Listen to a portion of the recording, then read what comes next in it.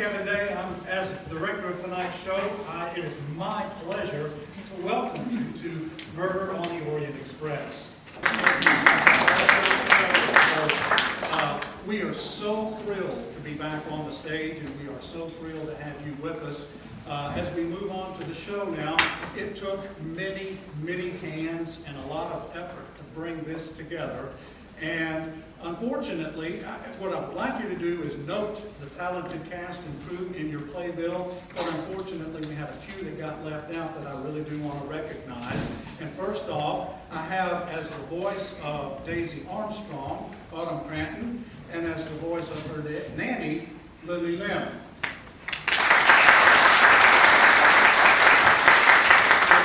In the booth is Ash and Bailey and Cortland.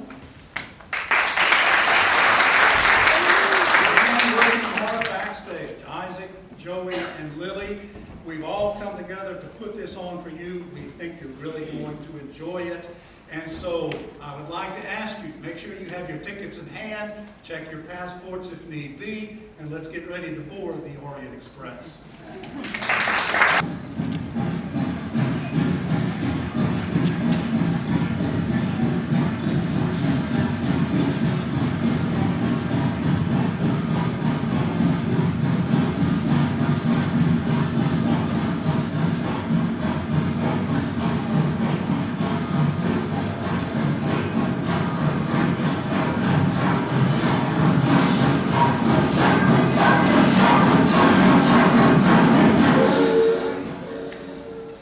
Sweetheart, it's time for bed. Do I have to, Mama? Just listen to your mother. But who's going to tuck you in? The wolf? No. The bear? No. My nanny. Yay! Now up we go. Faster, faster! You're a train, you're a train! Daisy Armstrong. Now straight into bed and no more nonsense. Oh, all right. Close your eyes. Night, night.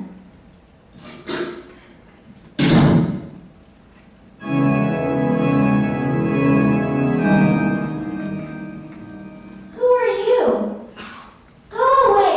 Nanny! Come. No! I won't come! Mama! Daddy!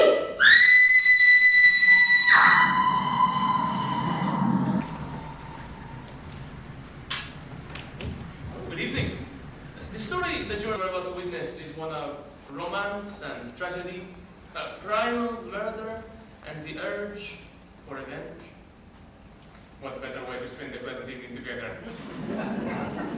From the beginning, it was an odyssey of treachery and deception.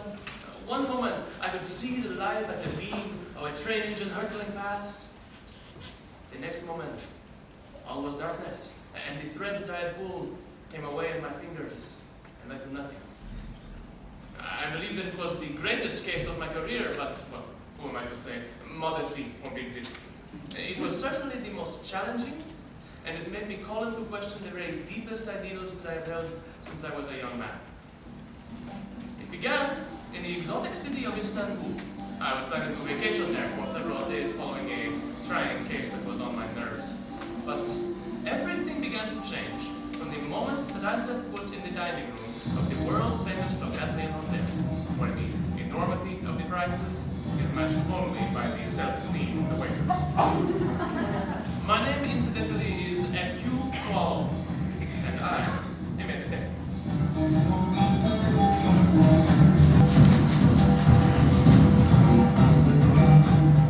This way, monsieur. I have a beautiful table that I'm sure you will enjoy. It is monsieur's first time in Istanbul. Yes, it is, I do know. I have my ways, monsieur. My little observations. In this business, one must be a detective, like the famous Poirot fellow who comes from France. So I believe he is Belgian. No, from France. I know him personally. Your table, monsieur. Merci. Mary, there you are. James, at last. Where have you been?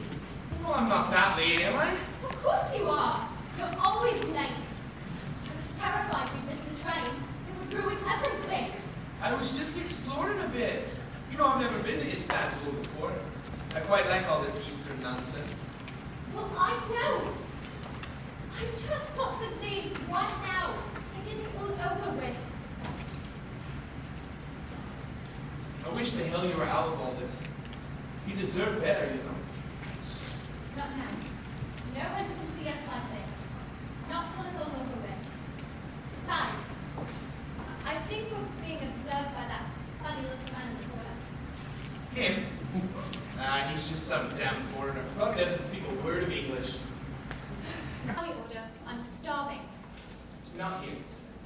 I found a quaint little place around the corner where I guarantee the food is 10 times better.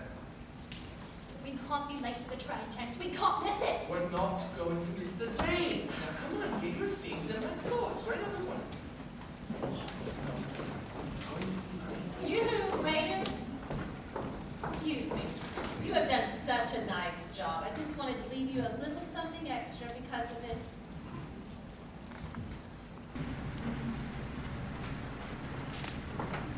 Excuse me. Are you American? Why, yes, I am. I thought so. Your passport. Oh, We Americans have to stick together, you know, especially in a place like this. I mean, I cannot pronounce half of what is on this menu. What in the world is a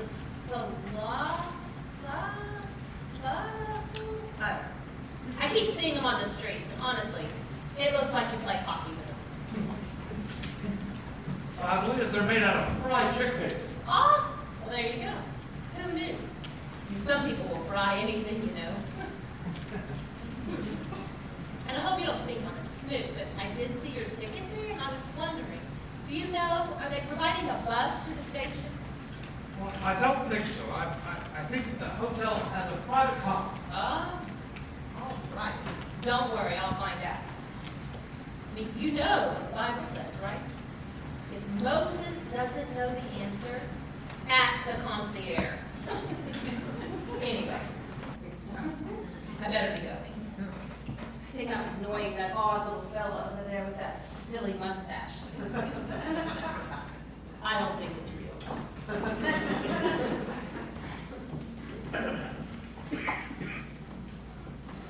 I hope the food at this humble establishment is up to your usual standards. Oh, dear, Monsieur Book! My friend, Oh, but mon ami, what are you doing here? what am I doing here? It is my city. I live here. Of course, I am a fool. I run Wagon Meat, the greatest train company in all the world. And our home office is in this hotel. Person, this meal is on me as it checks into my office. No. Oui, you are my guest here. It'll give me pleasure. Now tell me, why are you in my city? You are solving a case, eh? Oh, no, that was last week in Syria. A nasty affair. An army officer, a missing chick, a beautiful woman, but did not end well. The man was guilty, that much was for certain, but perhaps because I pressed him until hardly with his guilt. It was unfortunate in the extreme, and yet I feel that I did nothing wrong. Ha! Of course you did nothing wrong. If you commit the crime, you must pay the price. That is what you have always told me. This is what I live by. Are you staying in this hotel? Oh, that was the plan. Play the Torres, eh?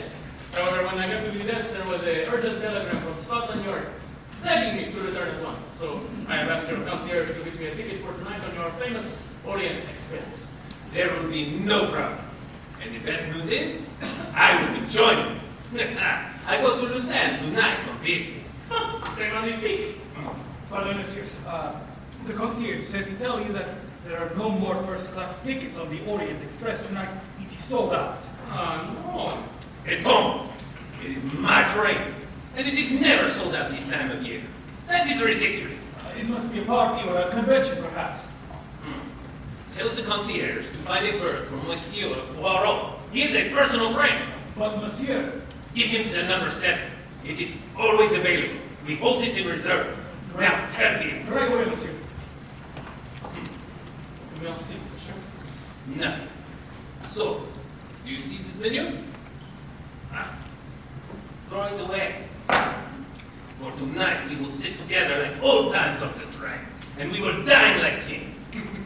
And the food on the train, is it edible? Oh, Monsieur Poirot, you stab me in the heart. I like rising on the ground at your feet. Oh, it is no mere train that is carrying you tonight. It is a legend. The fittings, they are from Paris. The paneling from Venice. The plates are from Rome, and the taps from New York. We have the best food, the best beds, the best pillows. We have the best feathers inside the pillows. It is poetry on wheels, and Lord Byron himself could not write it better. Monsieur, prepare yourself, for in 1 hour I will meet you on the platform of the Orient Express.